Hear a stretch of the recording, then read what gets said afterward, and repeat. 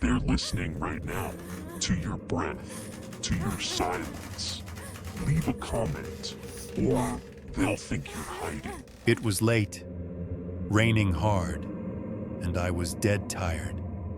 I just wanted to get home as fast as possible, so I took a shortcut through that old forest road everyone warned me about. The kind of place that looks harmless in daylight but turns into a nightmare after dark. The fog was thick, so thick my headlights barely cut through it. I kept telling myself, just keep driving, it's nothing. But then something felt off. My GPS suddenly glitched. The blue line that should have led me home vanished, replaced by a twisting path I didn't recognize. My stomach dropped. Before I could react, my phone rang. An unknown number, no caller ID.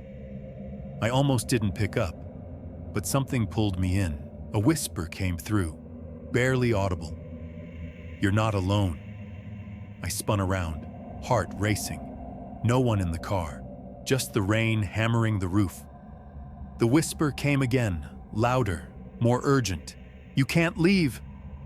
Then everything went wrong. The car jolted hard, like something was trying to take control. The radio exploded with static, then cut off.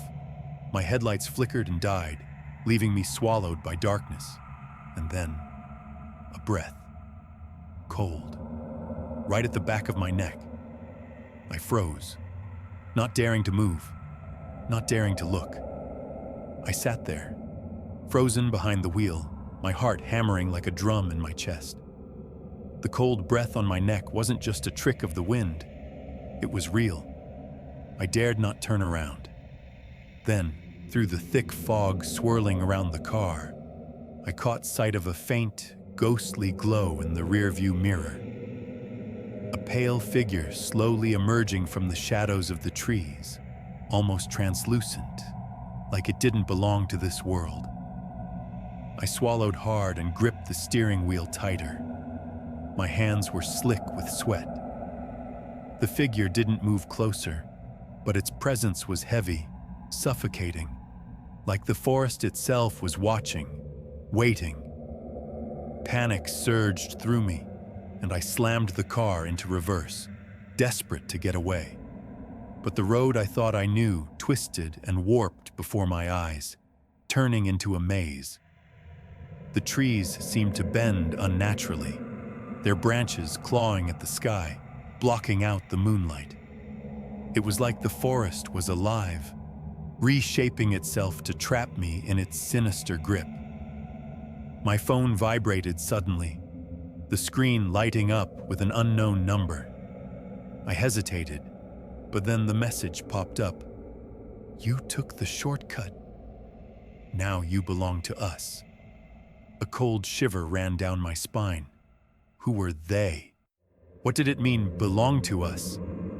I slammed my foot on the gas, tires spinning on the damp leaves. The car jolted forward, headlights cutting through the thick fog, but then flickering, like someone was messing with the power. Ahead, dozens of shadowy figures appeared, stepping silently from the trees. Their faces were hidden in darkness, but their eyes glowed a faint, eerie red. They didn't speak. They didn't move quickly, just slowly advanced, as if marking their territory. I screamed. The sound ripped from deep inside me as I tore through the forest road. My heart felt like it would burst out of my chest. The twisted forest finally began to thin, and moments later, I burst out onto the main road, where streetlights glowed warmly and cars passed by. Safety, or so I thought. But the terror clung to me like a second skin. My hands trembled uncontrollably. My mind raced. That night, sleep escaped me. Every creak in the house, every flicker of shadow seemed to reach out, trying to pull me back to that cursed forest. Hours later, my phone buzzed again. Another message from the same unknown number. "The shortcut will call you again. Next time, you might not be so lucky." I didn't reply. I didn't even want to read it twice. Since then, I've sworn to take only the main road, the long way around. But sometimes, when fog blankets the highway and the GPS glitches for just a moment, I swear I hear whispers, faint, urgent, calling me back to the forest. Sometimes, I wonder if the shortcut was never really about saving time. Maybe it was about being chosen. And if I ever take it again, I don't know if I'll be able to escape.